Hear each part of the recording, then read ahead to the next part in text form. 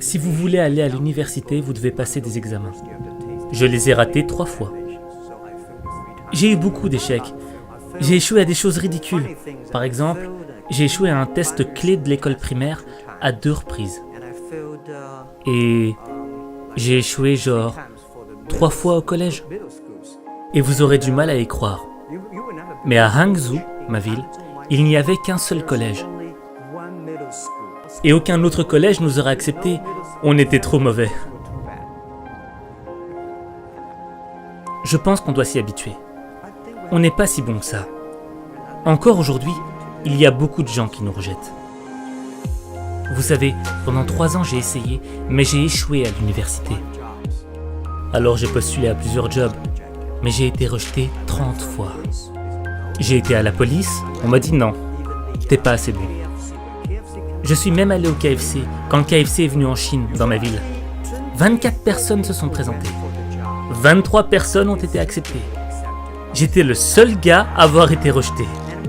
Et quand je me suis présenté à la police, 5 personnes se sont présentées, 4 personnes ont été acceptées. J'étais encore le seul gars à avoir été rejeté. Oh, en passant, est-ce que je vous ai dit que j'ai postulé pour Harvard? J'ai été rejeté 10 fois.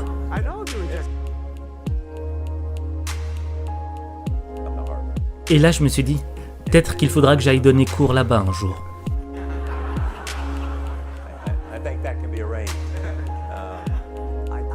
Je ne pense pas que dans ce monde, il y ait des gens qui ont été rejetés plus de 30 fois.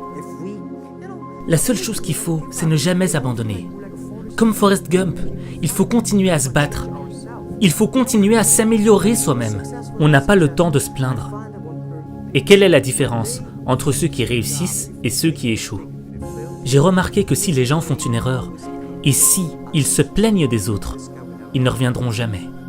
Mais si une personne fait un bilan de conscience sur elle-même, et qu'elle se dit « là ça ne va pas avec moi, là ça ne va pas avec moi », là, il y a de l'espoir. La question, ce n'est pas juste comment devenir riche. La question, c'est comment vivre la vie que tu mérites. Comment changer ta vie? Faudra commencer par te changer toi-même et accepter d'aller dans une zone d'inconfort.